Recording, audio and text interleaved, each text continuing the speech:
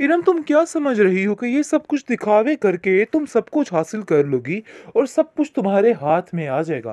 भाई, ऐसा मैं हरगिज नहीं होने दूंगी। ये 4 दिन की चांदनी है जो तुम्हें महसूस हो रही है, लेकिन जी इरम भी हौसला नहीं हारती और उसका डट कर मुकाबला करने के लिए तैयार खड़ी है और कहती है कि तुम जो कुछ चाह रही हो ना भाई, ऐसा नहीं मैं होने दूंगी। और अगर ये सब कुछ हो भी गया तो तुम्हारी भूल है, इसके अलावा और कुछ भी नहीं।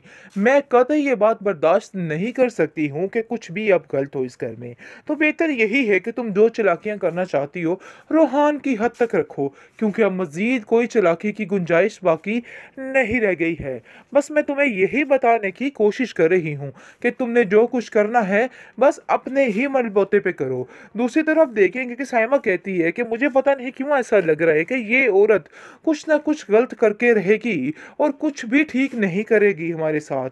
लेकिन जी आप देखेंगे कि अब जाकर फिर से अपना एक रूप धार लेती है ये औरत और कहती है कि मुझे किसी बात से कोई गर्ज नहीं है। मैं अब जो कुछ करना चाहती हूँ इस घर की भलाई के लिए करना चाहती हूँ। लेकिन एरम साफ साफ उसको कह देगी कि तुम्हारी चालाकियां हमारे सामने नहीं चलने वाली, और अगर तुम ऐसा कुछ सोच रही हो ना तो ये सोच तुम्हारी बिल्कुल गलत है, क्योंकि मैं अब ऐसा नहीं होने दूंगी। जो कुछ तुम सोच रही हो अब वही होगा जो मैं चाहूंगी। बहरहाल जी आप देखेंगे कि साइमा कहती है कि मुझे लगता है कि इस लड़की से पंगेबाजी करना बिल्कुल हमाकत है, तो बेहतर यही है कि हम इसे दूरी ही अख्तियार रखें।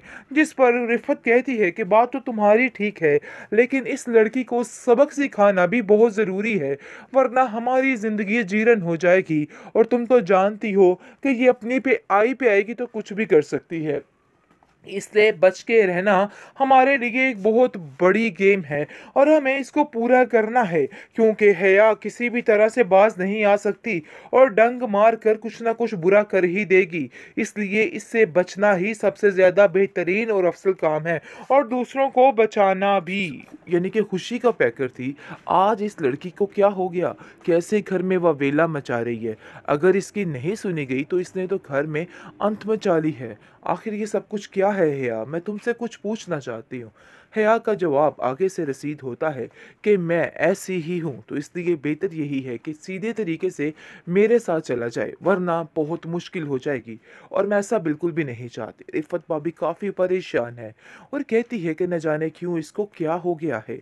अच्छा है कि इसकी सारी हरकतें खुद ही खुल के सामने आ रही है, हमें कुछ भी करने की कोई जहमत नहीं गवारा करनी पड़ रही।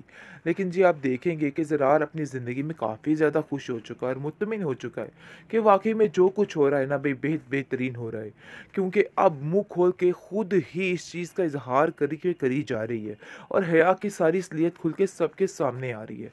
मुबारक मस्तूर काफ़ी हैरान है कि आखिर ये सब कुछ क्या हो रहा है और कहती है कि हया, मैं तो तुम्हें ऐसा समझती ही नहीं थी जैसा कि तुम कर रही हो।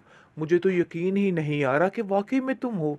तुम ऐसा कैसे कर सकती हो? कल तक तो इस घर में तुम हर चीज़ में आगे होके हाथ बढ़ा रही थी, लेकिन आज न जाने तुम्हें क्या हो गया है कि तुम हर बात पर नुक्ताचीनी कर रही हो। मुझे तो इस चीज़ की समझ नहीं आ रही है। जिस पर वो कहती है कि अम्मी जान, मेरा मकसद सिर्फ यही है कि मेरी बात को रद्द ना किया जाए। बस यही मेरा मकसद है और आप लोगों को मेरा यही मकसद मानना होगा। जिस पर आप देखेंगे कि मुबारक मस्तूर जो है वो उसके असूलों की खिलाफ वर्जी के यानी के बारे में ये साफ साफ कह देती है कि मैं तुम्हारी इस तरह की हरकतें कभी भी बर्दाश्त नहीं करूँगी। मैं तुम्हें साफ साफ कह देती हूँ, अगर तुम्हें यहाँ पे रहना है ना तो बड़े तरीके के साथ रहना होगा। ऐसा ना हो कि मैं मजबूर हो जाऊँ कि मैं तुम्हें खुद अपने हाथों से यहाँ से दिक्के दे के बाहर निकाल दूँ। सोनिया और उसकी माँ की बल्कि सबकी उस घर में हड़दर्मी देख के हया काफ़ी हैरान है, लेकिन अभी भी अपने आप को झुकाव की तरफ नहीं लेके जा रही, बल्कि अभी भी उन लोगों को कह रही है कि अगर मैंने मुंह खोल दिया ना तो आप लोगों के पास कुछ भी बाकी नहीं रहेगा।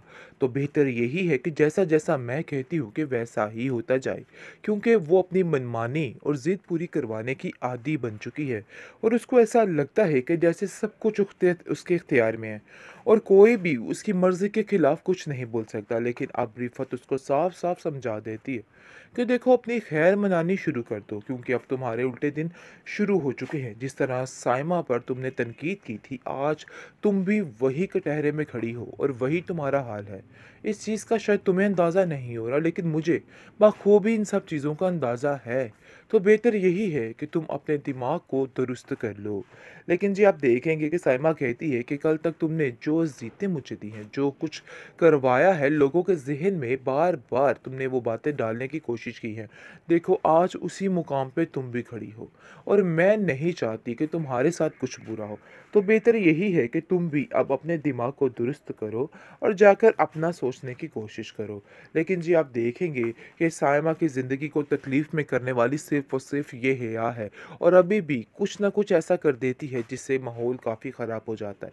लेकिन ये लोग अब उसकी इस हरकत से अच्छे तरीके से वाकिफ़ हो चुके हैं, इसलिए उन्हें अब किसी चीज़ का कोई फ़र्क नहीं पड़ता, चाहे जो मर्ज़ी हो जाए, क्योंकि वो जानते हैं कि ये सारे मामलात जो हैं वो अब कैसे तय पाएँगे और क्या होगा।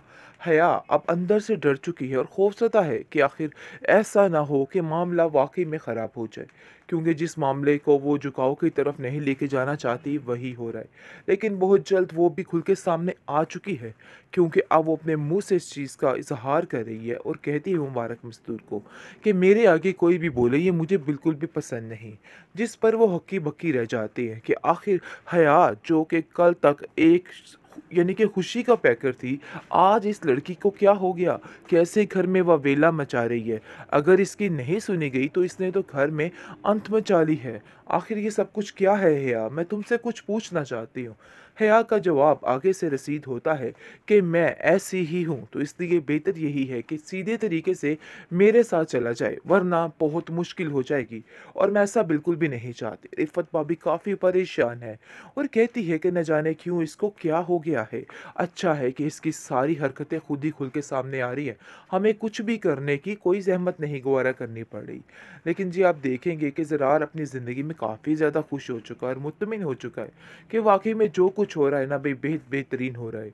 क्योंकि अब मुँह खोल के खुद ही इस चीज़ का इज़हार करी जा रही है और हया की सारी असलियत खुल के सबके सामने आ रही है। मुबारक मस्तूर काफ़ी हैरान है कि आखिर ये सब कुछ क्या हो रहा है और कहती है कि हया मैं तो तुम्हें ऐसा समझती ही नहीं थी, जैसा कि तुम कर रही हो। मुझे तो यकीन ही नहीं आ रहा कि वाक़ई में तुम हो। तुम ऐसा कैसे कर सकती हो? कल तक तो इस घर में तुम हर चीज़ में आगे होके हाथ बढ़ा रही थी, लेकिन आज न जाने तुम्हें क्या हो गया है कि तुम हर बात पर नुक्ताचीनी कर रही हो। मुझे तो इस चीज़ की समझ नहीं आ रही है। जिस पर वो कहती है कि अम्मी जान मेरा मकसद सिर्फ़ यही है कि मेरी बात को रद्द ना किया जाए। बस यही मेरा मकसद है और आप लोगों को मेरा यही मकसद मानना होगा। जिस पर आप देखेंगे कि मुबारक मस्तूर जो है वो उसके असूलों की खिलाफ वर्जी के यानी के बारे में ये साफ-साफ कह देती है कि मैं तुम्हारी इस तरह की हरकतें कभी भी बर्दाश्त नहीं करूँगी। मैं तुम्हें साफ-साफ कह देती हूँ अगर तुम्हें यहाँ पे रहना है ना तो बड़े तरीके के साथ रहना होगा। ऐसा ना हो कि मैं मजबूर हो जाऊँ कि मैं तुम्हें खुद अपने हाथों से यहाँ से धक्के दे के बाहर निकाल दूँ।